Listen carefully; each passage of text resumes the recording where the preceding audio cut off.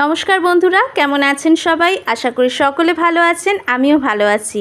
আজকে সকালবেলায় দিদির বাড়ি চলে গিয়েছিলাম, কারণ আমার আরেক ছেলের জন্মদিন। আর এই যে আমার ছেলে, দেখতেই পাচ্ছ মুখটা কেমন করে দাঁড়িয়ে আছে, খুব কিউট না? তো ওকে আজকে তোমরা সকলেই খুব আশীর্বাদ করো, যাতে ও ভালো মানুষের মতো মানুষ হতে পারে। ওর এই বছরে 12 বছর হলো। তো যেহেতু ওর পরীক্ষা চলছে, তাই ছোট করে সেলিব্রেট করা হয়েছে, তোমরা দেখতে থাকো। বন্ধুরা, কালকে অবধি আমি জানতাম না যে আমি আসতে পারবো কি না, যেহেতু আজকে শানির স্কুল ছিল, তাই জন্য আজকে স্কুলে যাব ভেবে সোনুর জন্যে মাকে বলেছিলাম পুজোতে ওকে পয়সা দিতে, আর ওর জন্য একটা কেক পাঠিয়ে দেবো। তারপর দিদি ফোন করে বললো যে না, তুই শান দুজনেই সকাল সকাল চলে আয়, সকালবেলায় সোনুকে আমি জন্মদিনের সমস্ত কিছু রেডি করে রাখবো, জন্মদিন সেলিব্রেট করে তোরা এখান থেকে স্কুলে চলে যাবি। তো সেই কারণে আমি আর শান চলে এসেছি, আর মাও চলে এসছে। এই দেখো সবাই, আর এই যে শান। তো এখন দিদি সমস্ত কিছু গোছগাছ করছে, জন্মদিনের এখন সেলিব্রেট করা হবে। তোমরা সবাই থাকো, দেখতে থাকো কিভাবে আমরা জন্মদিনটাকে আনন্দ করে কাটাই। বন্ধুরা, এখন সোনুকে কেক কাটানো হবে আর খাবার গুছিয়ে দেওয়া হয়েছে, তো তোমরা একটু দেখো। এই যে শান, তাকাও এদিকে, দেখতেই পাচ্ছ এখানে কি সুন্দর করে সাজিয়ে দেওয়া হয়েছে, সবকিছু দিদি রান্না টান্না করেছে। তো এখন তোমাদেরকে দেখাচ্ছি। বন্ধুরা, আমাদের কাছে জন্মদিন সেলিব্রেট করা মানে 100 জন নিমন্ত্রণ করা আর হরেক রকমের গিফট পাওয়া, এমনটা একেবারেই নয়। আমাদের কাছে সারাটা দিন খুব আনন্দে কাটানো, মায়ের বকাবকি একদমই না খাওয়া, আর হচ্ছে বাবা মায়ের এই ধান দুবোটুকু আশীর্বাদ হবে, আর নিত্য নতুন রকম খাবার যেগুলো আমাদের পছন্দের সেটা মা করে দেবে। আর সব থেকে ভালোবাসার জিনিস সেটা হলো পায়েস। এই পায়েসটুকু পেলেই মনটা যেন শান্ত হয়ে যায়। মায়ের হাতের তৈরি পায়েসটাই কিন্তু জন্মদিনের সবচেয়ে বড় আশীর্বাদ স্বরূপ আমরা মনে করি। ছোট থেকে তো সেই রকমভাবে সামর্থ্য ছিল না বাবার এই রকম কেক এনে সেলিব্রেট করার, কেকটুকুও আমাদের সেইভাবে জোটেনি। আমাদের মায়ের হাতের পায়েস আর না বকা খেয়ে সারাটা দিন কাটানো, এটাই ছিল জন্মদিনের সবচেয়ে বড় আনন্দ। তবে এখন আমাদের ছেলেদের ক্ষেত্রে আমরা শুধু কেকটুকু আনি আর নিজেদের মতো করেই সেলিব্রেট করার চেষ্টা করি। মানে আমার ছেলে আর দিদির ছেলে দুজনেরকেই আমরা এইভাবেই আশীর্বাদ করি।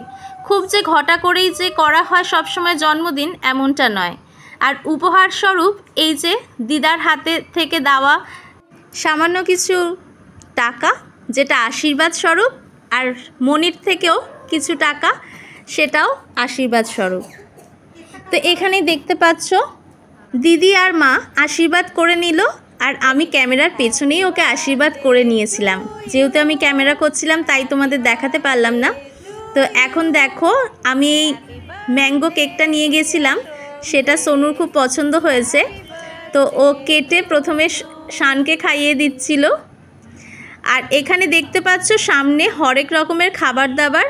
দিদি সকাল থেকেই সমস্ত কিছু রান্না করে রেখেছে ছেলেকে এইভাবে সুন্দর করে গুছিয়ে খেতে দেবে বলে। তো দিদিকে বললাম একটু সাজগোজ কর, কিন্তু সেটা আর ওর সময় হলো না। তো এখানে দেখতেই পাচ্ছ সোনুর কেকটা কাটা হয়ে গিয়েছে।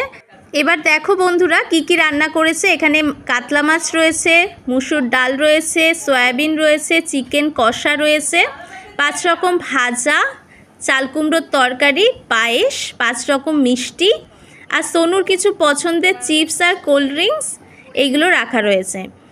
এবার হচ্ছে সোনুর খাওয়ার পালা। সোনু এখানে কিন্তু সমস্ত কিছুই খায়, কিন্তু এখন বলছে আমি শুধু চিকেন দিয়েই খাবো। তো এই জন্যে দিদি বলছে ঠিক আছে তুই সব কিছুই খাবি, কিন্তু অল্প অল্প করে মুখে দে।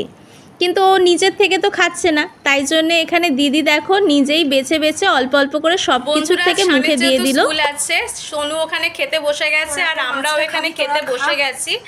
আর এখানে আমি যেহেতু খাবো, তাই জন্য এখানে মা শানকে খাইয়ে দিচ্ছে এখানে, আর আমিও খেতে বসে গেলাম। এত কিছু দিয়ে তো খেতে পারবো না, দেখি কতটুকু খেতে পারি। বন্ধুরা, সকাল থেকে শরীরটা একটু খারাপ ছিল, তাই জন্য এখানে অল্প করে ভাত নিয়েছি, কারণ এত কিছু দিয়ে খেতে গেলে আরেকটু বেশি ভাত নিলে মনে হয় ভালো হতো। তো প্রথমেই সয়াবিনটা নিয়েছি, কারণ সয়াবিনটা খেতে আমার ভীষণ ভালো লাগে। তো সয়াবিনটা খেতে খুব টেস্টি হয়েছিল। আর এখানে সয়াবিনটা দিয়ে খাওয়ার পরে আমি এখানে ডাল নিয়েছিলাম, আর এখানে বেগুন ভাজা দিয়ে একটু ডাল দিয়ে খেলাম। তারপরে নিয়েছিলাম মাংস।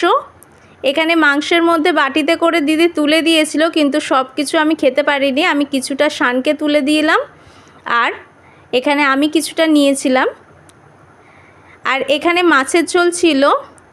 মাছটা আমি আর খাইনি, কারণ আমি তার আগে কেক খেয়েছিলাম, পায়েস খেয়েছিলাম, তো এত কিছু খেয়ে পেটটা ভরে গিয়েছিল। আর দিদির মাংসের ঝোলের রঙটা দেখেছো, এত সুন্দর টেস্ট হয়েছিল, মাংস দিয়েই পুরো ভাতটা খেয়ে নিতে পারতাম, কিন্তু এত কিছু রান্না ছিল বলে খাওয়া হয়নি।